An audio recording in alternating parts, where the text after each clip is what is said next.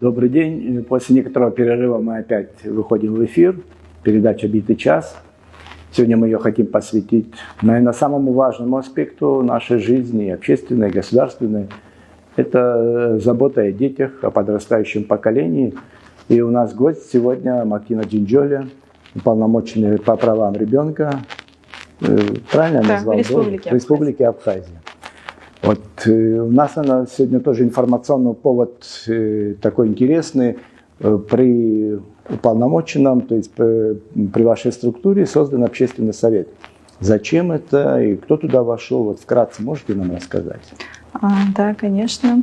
У нас вообще в структуре аппарата небольшое количество сотрудников. Штатное расписание аппарата уполномоченного состоит из 5 единиц, включая меня. Круг задач, который стоит перед нами, достаточно широк, и нам элементарно не хватает ресурсов, чтобы охватить все.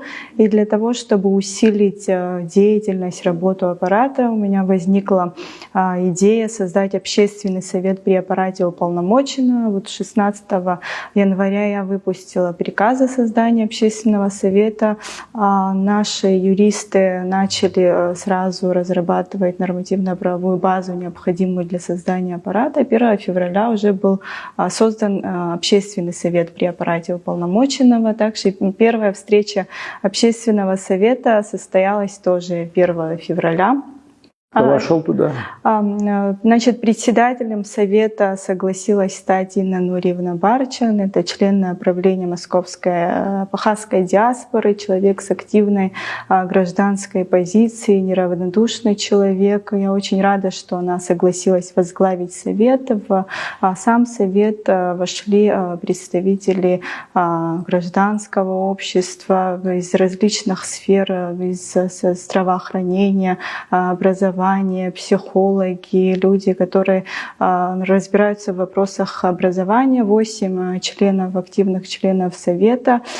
Перед ним, согласно положению об общественном совете при аппарате уполномоченного по правам ребенка, поставлен круг задач, но на первой встрече мы определили приоритетные направления, над которыми на первом этапе Совет будет работать. Некоторые из них могу озвучить, если интересно. Ну, если вкратце, чтобы мы успели, потому что очень много тем интересных. Вкратце, конечно же, первое — это содействие в создании кризисного центра для временного пребывания детей, оказавшихся в сложной жизненной ситуации.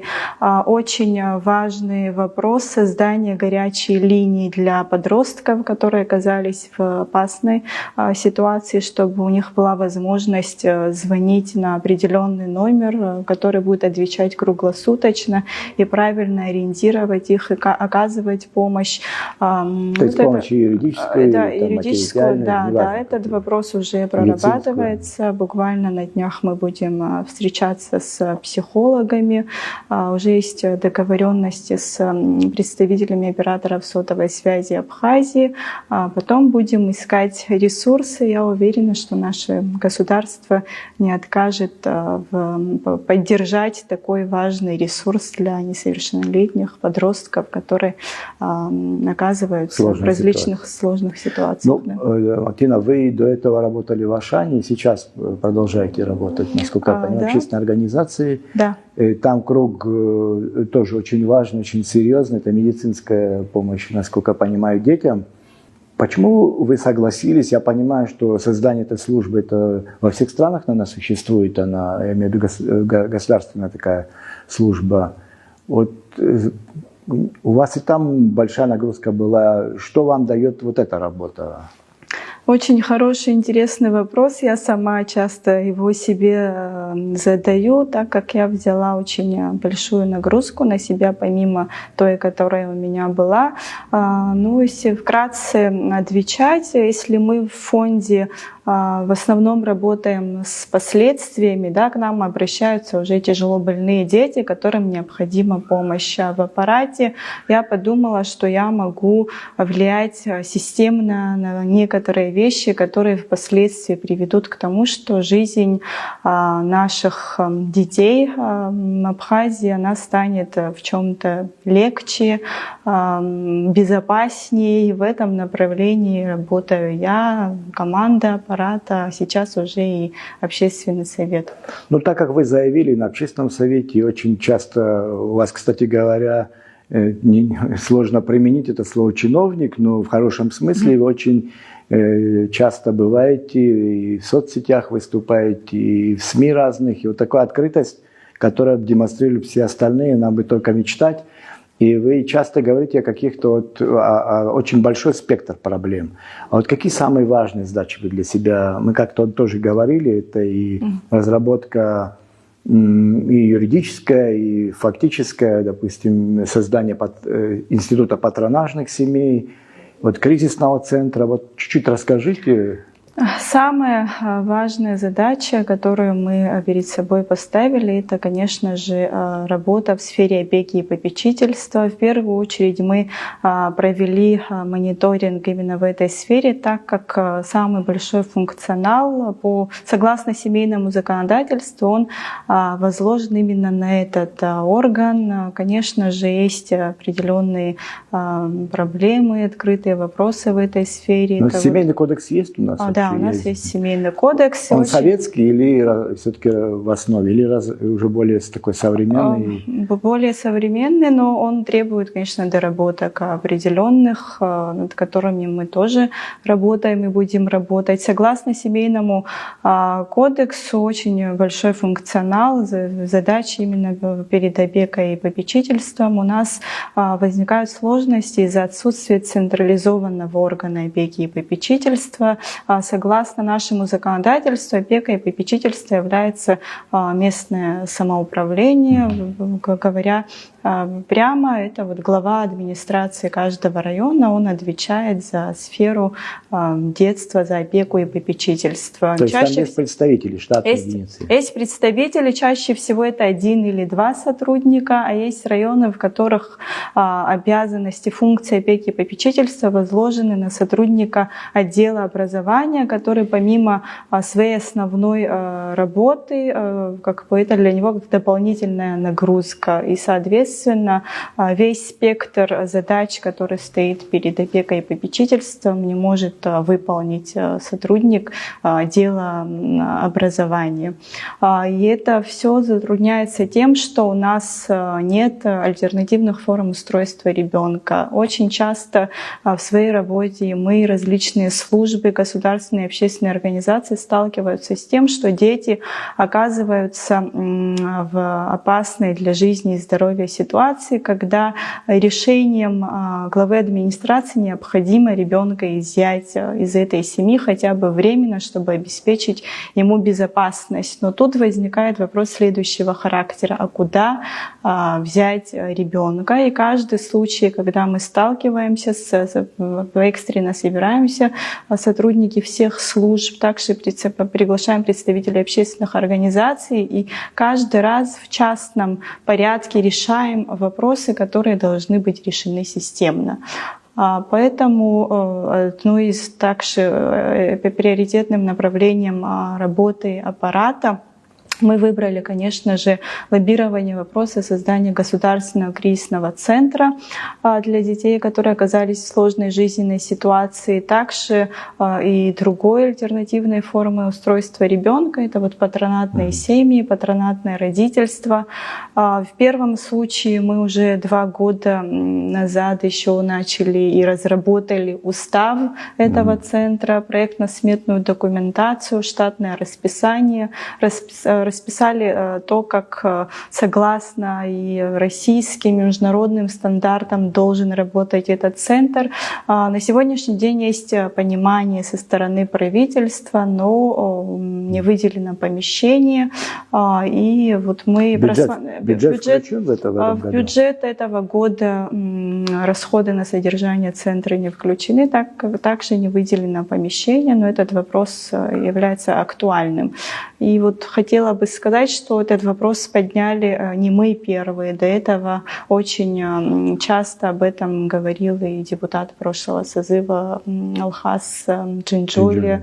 Он комитет возглавлял. Да, комитет возглавлял. И вот, а вот цена вопроса какая? Извините за такой прямой циничный вопрос для государства. Если не считать само помещение, там, приобретение именно на содержание. Это единовременно помещение. Да, единовременно. А потом постоянно его содержать. Да, на постоянное содержание, согласно нашим расходам подсчитанным, 8-8,5 миллиона рублей вот, ежегодно. Это помимо единовременных расходов, да, на покупку, если это частный дом, частного дома, оборудование.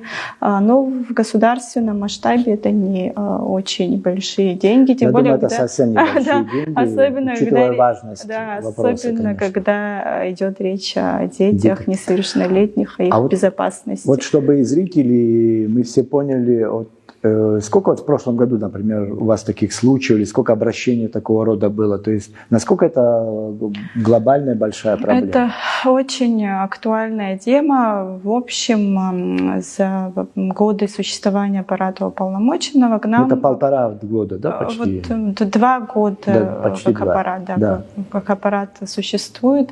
К нам обратилось большое количество людей, но из них мы взяли в производство и работали над 150 случаев. Но не все они экстренные, разной степени, да, там разные виды нарушения прав. Из них вот 10-12 я могу выделить как особо тяжелые, когда дети оказывались действительно в ситуациях, когда их жизни и здоровью угрожала опасность. Вот если я приведу статистику службы социальной поддержки детей и семей, там у них очень большое количество кейсов семей, над которыми они работают, но они выделяют за последние 3 года 65 семей, где дети оказывались в социально опасном положении. Но это в разное время. Это вы имеете в виду насилие внутри семьи? Это да, это неадекватная опека, это насилие разного рода, все виды насилия, которые представлены в мире, представлены и у нас. К сожалению, мы пришли к этому. Но вот создание, допустим, вообще практика детских домов, как это в советское время, наверное, и невозможно, и это лучшая альтернатива детским домам, или как вообще с этим? Я против создания детского дома в Абхазии. Я думаю, что мне как бы даже ничего доказывать не нужно о том, какой вред в будущем как бы несут для детей детские дома. Это уже доказано 1000 исследований. Да, и статус социальный сразу изначально очень... Да. То есть там есть много психологических. Да, тоже. Почему? Вот самые такие щадящие формы устройства ребенка — это, конечно же, устройство семейного типа. Если кризисный центр, он должен быть семейного типа и временного пребывания, чтобы не было такого, что поместили ребенка в центр, и все службы выдохнули, вот решили вопрос ребенка. Это именно... До совершеннолетия его надо вести. Мы в своем уставе указали определенный срок — 6 месяцев, чтобы в течение 6 месяцев все службы, в частности органы опеки и попечительства, занимались вопросом ребенка, если у него есть семья и там какие-то проблемы, чтобы у них было время оздоровить отношения в семье, выстроить отношения родитель-ребенок. Если у ребенка нет родителей, он сирота, чтобы была возможность найти опекунов, усыновителей. Вот. Это просто передержка ребенка в этом центре, где созданы условия семейного типа, где с ним работают психологи, педагоги и делают все для того, чтобы выровнять его состояние эмоциональное. Ну и потом надо будет, конечно, и там есть и следить, как он в новой семье живет. То есть это уже есть свои там протоколы какие-то. Да, самое главное, когда ребенок, скажем, помещен в кризисный центр, временно важно, чтобы он не выпадал из социальной жизни.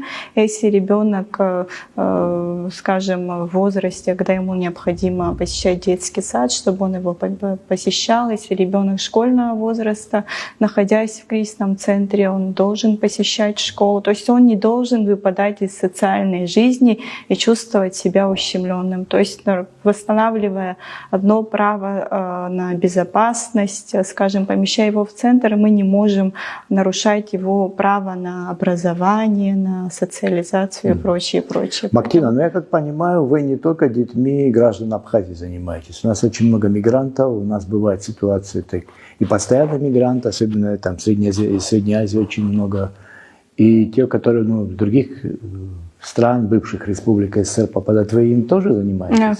Все верно, да, согласно положению об уполномоченном по правам ребенка, уполномоченный защищает права и интересы не только граждан Республики Абхазия, несовершеннолетних граждан, но и иностранных граждан, которые на территории нашей республики попадают в разные ситуации.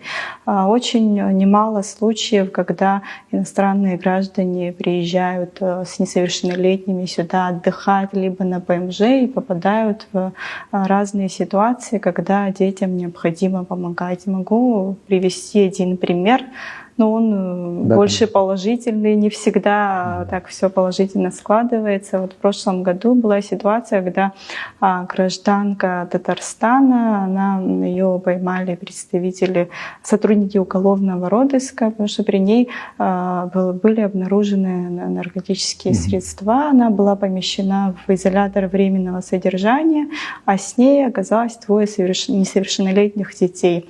И мне сразу позвонили сотрудники УВД, сказали, что такая ситуация, двое детей находятся у них, неизвестно, есть ли родители, сможет ли кто-то за ними приехать, забрать.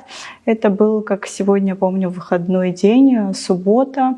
Мы оперативно написали письма в посольство Российской Федерации на территории Республики Абхазия, в аппарат уполномоченного по правам ребенка при президенте Российской Федерации, так как у нас есть меморандум о взаимодействии и сотрудничестве в таких ситуациях. Естественно, мы сообщили об этом в орган опеки и попечительства города Сухум и написали письмо уполномоченному по правам ребенка Республики Татарстан. Соответственно, пока письма дойдут и получишь ответ, это, во-первых, выходной день, мы теряли время и, естественно, в телефонном режиме связались с аппаратом уполномоченного. Удалось сразу же выйти на родственников. Оказалось, что у детей есть отец, бабушка со стороны матери, которая изъявила желание сразу же выехать. Она выехала, буквально прилетела в воскресенье. Мы за это время совместно с сотрудниками посольства Российской Федерации в Абхазии они оформили доверенность на бабушку, которая подписала мать о том, что проблему с выездом. Но, как я уже сказала, это был субботний день, а бабушка прилетала в воскресенье. Соответственно, возник вопрос, где будут ночевать несовершеннолетние. То есть у нас нет ни кризисного центра, у нас комнаты в УВД не оборудованы так, чтобы дети могли там оставаться и был за ними надлежащий присмотр. У нас нет службы патронатных семей, и тогда кризисным центром для этих детей послужила одна немалоизвестная семья в наших кругах. Это вот семья Кадыра Аргуна и Камы Гопи, которые взяли на ночлег детей и отвечали за их, скажем так, безопасность. Но это такой частный случай, так не должно быть. Должна работать система. Институция, конечно, должна быть. Должна и Кадыр, и Кама, все их знают. Да, и были случаи. Да, я извиняюсь, их тоже очень много знают, и сколько они пользы приносят в этой области, но это, конечно, должно быть все систематизировано. Я хочу сказать, что еще очень немало случаев, когда детей в такой ситуации забирали и психолог детского фонда Абхазии, и сотрудник городской опеки и попечительства. Есть случаи, что более года несовершеннолетний ребенок находится у нее, она бросила свою основную обязанность, свою работу и занимается воспитанием содержанием этого ребенка, пока идут судебные разбирательства. Ну, естественно, бесплатно. Ну, естественно, да. Но администрация города поддерживает. Это частная инициатива. Да, частная инициатива. Администрация города поддерживает, помогает. Но еще раз говорю, что должна быть система, должны быть альтернативные формы устройства ребенка. Когда вот в экстренном порядке, в таких ситуациях решением главы администрации дети должны помещаться в такие государственные учреждения, где созданы все условия безопасные, и где есть специалисты, которые могут и эмоциональный фон привести в порядок, если есть какая-то необходимость оказать помощь психолога, других. Вот, кстати, о психологах. Вот мы с вами тоже говорили, у нас, конечно, наблюдается определенный дефицит, наверное, этой профессии, тем более детских психологов. Или у нас все в порядке в этом смысле? Есть, конечно же, дефицит детских психологов и в учебных учреждениях, и в общем, но самый большой дефицит — это, конечно же, в детской психиатрии. На всю Абхазию у нас 2 детских психиатра. Сертифицирован только 1 детский психиатр. И у нас такой достаточно серьезная проблема является отсутствие детского отделения психиатрической больницы. То есть в случае, когда возникает необходимость в стационарном лечении, получается, что его некуда помещать. Это очень большая проблема. И дефицит специалистов, но, насколько я знаю, сейчас Министерство здравоохранения, когда дает квоты на получение медицинского образования, они сейчас стали делать акцент на дефицитные специальности. Знаю, что 2 точно обучаются на эту специальность, но нужно время. За это время возникают разные случаи, которые вот также в частном порядке приходится решать. Вот сейчас тоже, наверное, неправильно, если мы избежим этой темы. У нас дискуссия в обществе очень широкая насчет участия неправительственных организаций. Вот как вы взаимодействуете и с иностранными, и с местными НКО? Мы очень хорошо взаимодействуем. У нас я даже вот одну главу посвятила отчету уполномоченного по правам ребенка за 2021-2022 годы, именно взаимодействию аппарата государственного с общественными организациями. От них поступают сигналы, когда права детей нарушаются, необходима помощь именно государственного аппарата. И мы со своей стороны привлекаем их помощь, приглашаем на заседание аппарата наряду с представителями государственных органов. Они тоже участвуют, высказывают свое мнение. Да? Методологическая, материальная, какая? И методологическая, в плане специалистов они предоставляют услуги и психолога, когда необходимо. Чаще всего именно мы просим о такой помощи, если говорить о Центре гуманитарных программ, они юридическое сопровождение оказывают, когда необходимо, особенно когда речь идет о правах детей на недвижимость и так далее. У них очень большой, колоссальный опыт. Также очень много, скажем, проблем я озвучила в сфере детства, но хочу о позитивном опыте тоже рассказать, что одна из форм альтернативного устройства ребенка в Абхазии сейчас реализуется. Это была совместная инициатива нашего аппарата Министерства соцобеспечения и демографической политики, которую поддержал Сухумский офис детского фонда ООН ЮНИСЕФ. И на сегодняшний день отобрано 5 семей, которые согласились стать патронатными. Но это было не просто, так как у нас в законодательстве нет понятия патронат. Не разработано пока. Да, нет понятия патронат, поэтому юристы нашего аппарата разрабатывали всю необходимую нормативно-правовую базу 3, то бишь 6 месяцев. На сегодняшний день эти документы приняты, подписаны министром соцобеспечения соцобеспечения, и эти 5 семей проходят обучение, которое должно завершиться в конце марта этого года, и уже мы сможем запустить полноценный пилотный проект и детей в кризисных ситуациях по договору, согласно договору между патронатным родителем и министром соцобеспечения, ребенка сможем помещать в семью, и ребенок будет находиться в семейной атмосфере, которая считается наиболее благополучной из всех форм устройства ребенка. Это очень позитивная, хорошая новость, что правительство поддержало, и на сегодняшний день вот в бюджет этого года заложена необходимая сумма на реализацию этого проекта. Вообще, конечно, я, наверное, сожалею, что мы это перед утверждением бюджета с вами не встретились. Может, могли бы как-то на это повлиять. Но я думаю, что мы с вами еще будем встречаться, особенно в канун разработки бюджета следующего года, потому что, конечно, мы все равно очень мало говорим о детях. Если говорим больше в таком комплементарном ключе, я имею в виду нас как общество, как СМИ, как публичные вещи.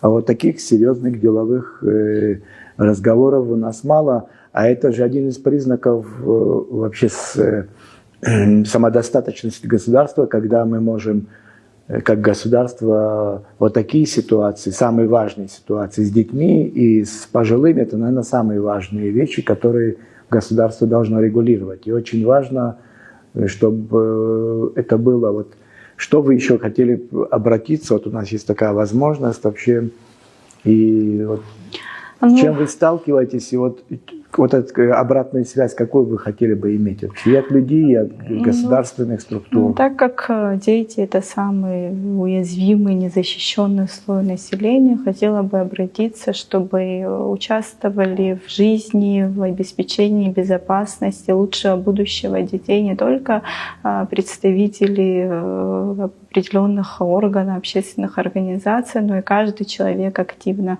участвовал. И если вдруг кто-то как бы видит, что права ребенка нарушаются, что в семье насилие, что ребенок действительно нуждается в помощи, пусть каждый обязательно сообщает в соответствующие органы и структуры, которые знают, как ему помочь. Но у нас часто принято замалчивать и считать, что это вот вопрос в семье, да, должен решиться внутри семьи, но, к сожалению, он не всегда решается, чаще всего не решается вообще, поэтому очень важно не молчать, важно реагировать, сообщать в соответствующие органы.